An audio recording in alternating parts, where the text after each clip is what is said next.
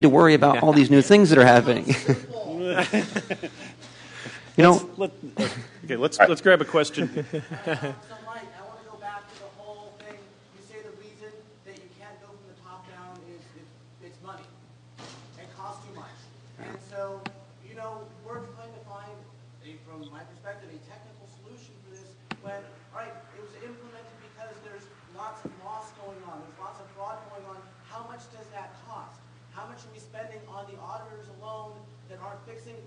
Why don't we go back to the pointy-haired bosses? We're all good at math. Why don't we show them that it's going to cost a hell of a lot less to spend the $25 on the front end, and then we can go do the fun stuff, and it's the social engineering upwards to make the world better. So I'm calling bullshit on you about that. Yeah, exactly. Thank you for the commentary. Thank you. You know, I'm not going to defend PCI, but the point is, PCI is not causing this on their own. It's a public perception thing. So this room, you know, professionals who know better, we need to be very, very clear and very, very consistent, and the PCI Council needs to be consistent, that compliance is not security. That it's a pretty broken system if 70%, 80% of the dollars spent on security are spent on PCI. The intended scope of PCI is credit card. Now, APTs are targeting intellectual property and other things, but the market has conflated the digital dozen of PCI with industry best practices for all security because of the pointy-haired bosses.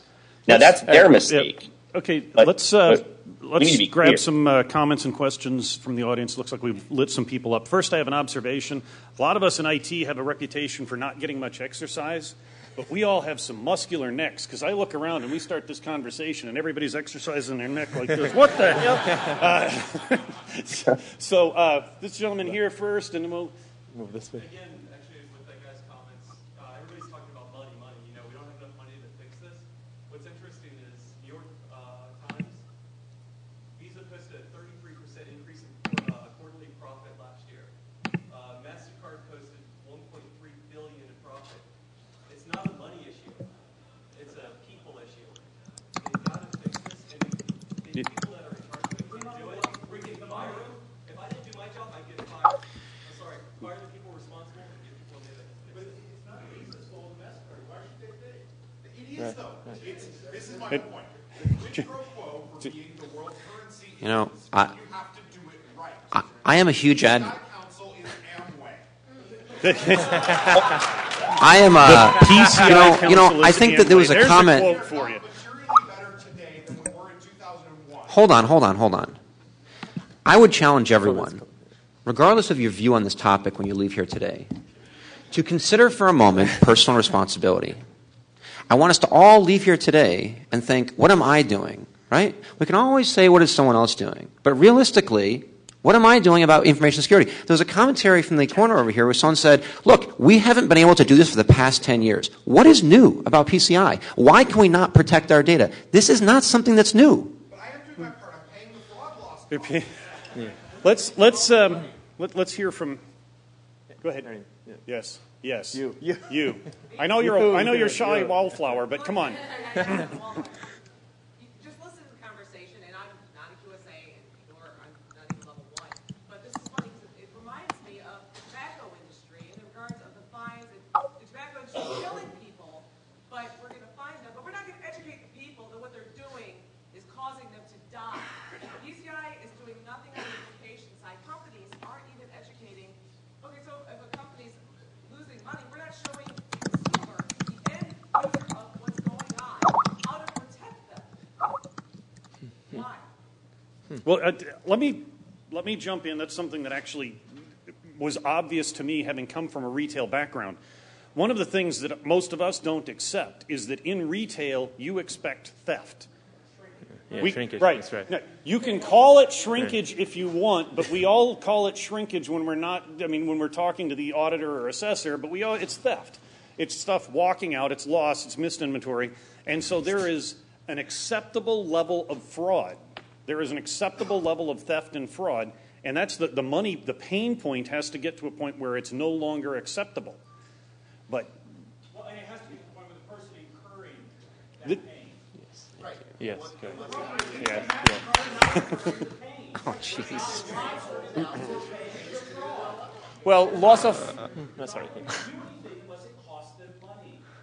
Well, if people stop trusting, if there's a decrease of trust in card transactions by 0.00001%, they would care. So media noise would actually might cause it. Sorry. Yes, please. Comments. Somebody's asking, what amount of fraud will it take before we fix CCV pay attacks? What's the magic number?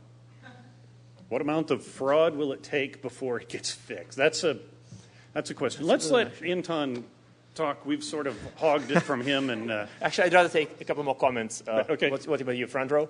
Yeah, well, the thing is, PCI should be only one level of detection.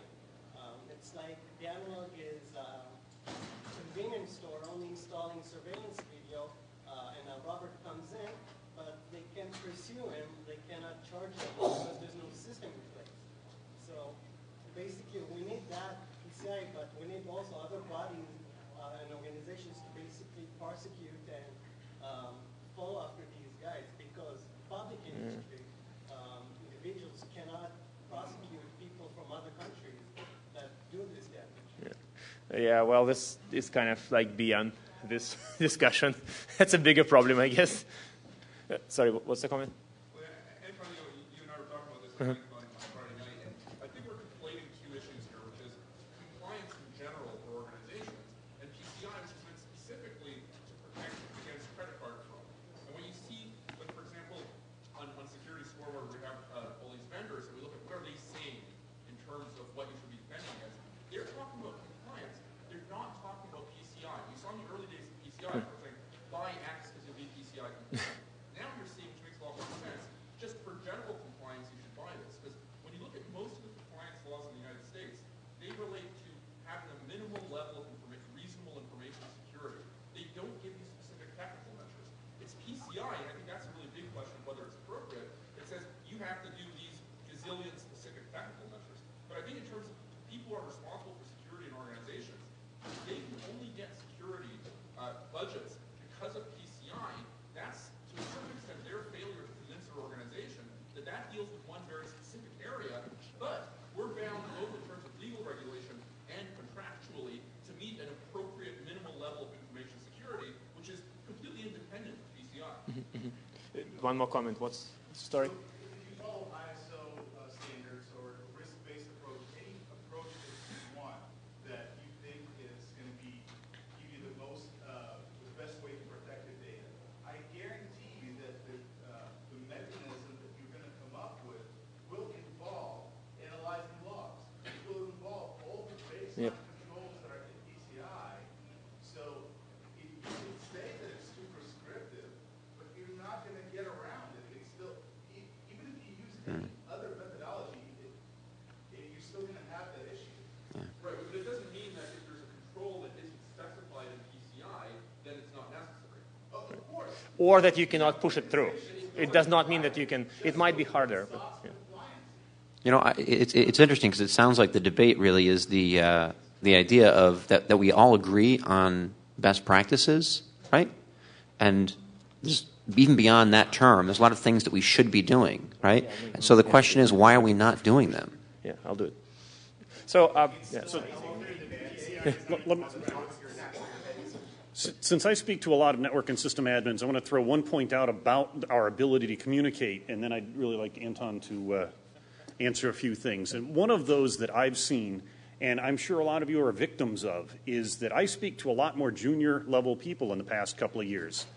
The experienced people have been cut out due to the economy or whatever, but also I think part of the reason that we're seeing a reduction in really skilled administrative personnel, well, part of it is our rock star culture where breaking stuff is cool and fixing stuff is boring, says the guy with the beard that's talking at Shmoocon, but still.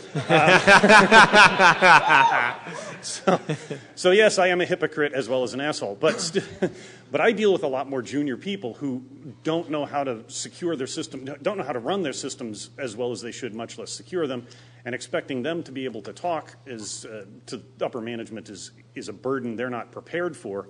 And part of that is not just the economy, it's I've got a checklist, and if I have somebody who fills out the checklist, they're the security guy, as opposed to the the sysadmin that spent the weekend